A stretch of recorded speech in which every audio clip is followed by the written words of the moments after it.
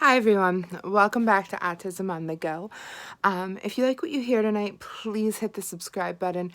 Again, this channel's still really new, but I'm really excited about it. So tonight, I was on Facebook, and within my own little social circle, there's a post from a local parent asking why.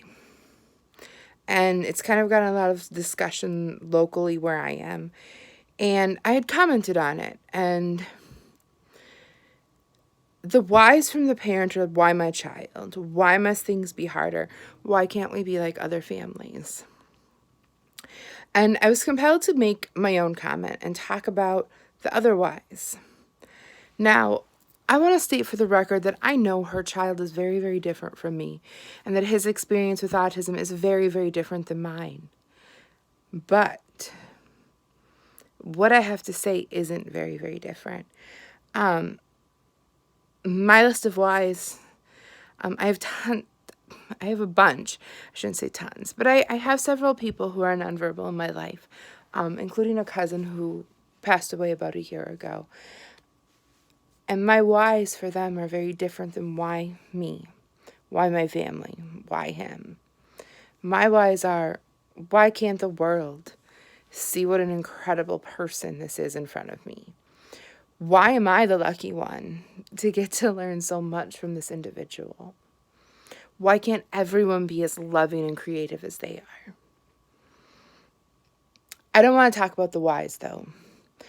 I want to talk about the greater meaning of the why. I want to talk about language. I want to talk about how the things we say about individuals with autism, even if we don't say it directly to them, what that means and how that affects them and how it affects every single one of us living with autism. Yeah, this mom may have been posting about her 9-year-old. Cool. I get it. I get it. Sometimes living this life is a challenge. Yes, things are harder. But when you ask all those whys, it makes every one of us wonder what whys our families are asking. As a person with autism, there's 1,000 whys going through my head every day. Yeah, I know some days are harder. And I wish some days that things could be easier too. But I also know if I start asking those whys, if I start asking why me, then I'm creating this idea that there's something wrong with how I exist, that I need to be fixed, that this is a burden, that the life I live, that the brain I have in my head, that my very state of being is a mistake and a burden and that something went wrong. Some days I do tell myself that. But I tell myself that. I only wonder that because that's the message society has given us for years and years and years as people with disabilities. So let's do better. Let's not have a 9-year-old learn how to question why his life is the way it is.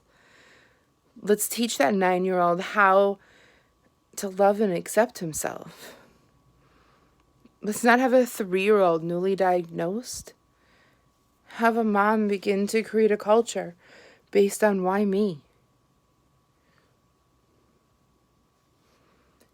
I mean, autism, yeah, it comes with some challenges, but so do lots of other things. If you had a child that was born a redhead, would you start saying, why me? Why my family? Why do I have to spend extra money on sunscreen because my child gets sunburned easier because they have red hair? No, we wouldn't do that because that's ridiculous.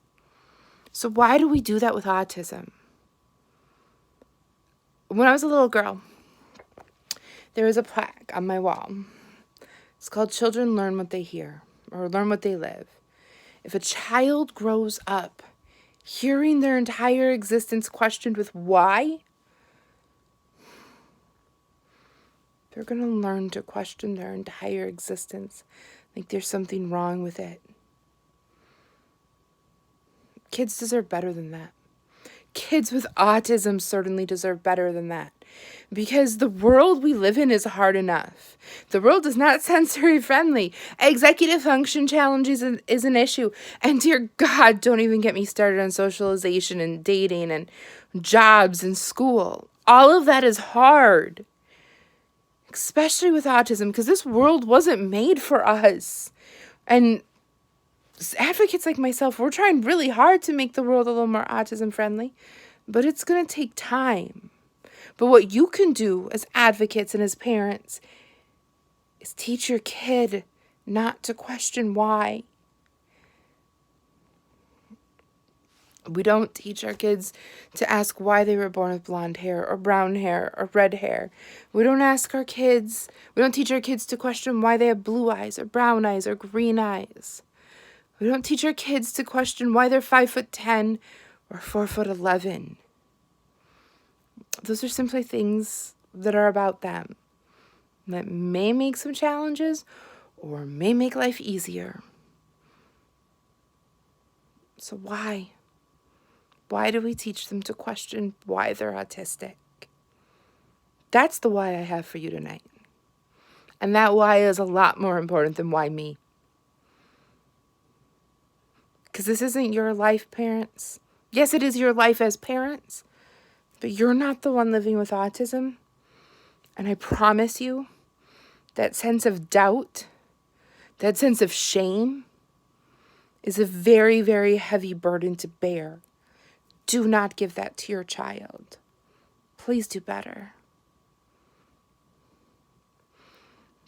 If you like what you heard from Autism on the Go, please hit the subscribe button, share this video, help my channel grow. As always, this is my autistic viewpoint, raw, unedited, a little bit shaky. So thanks for hanging in here. Thanks for listening to me. If you have questions, comment below. I look forward to hearing from all of you.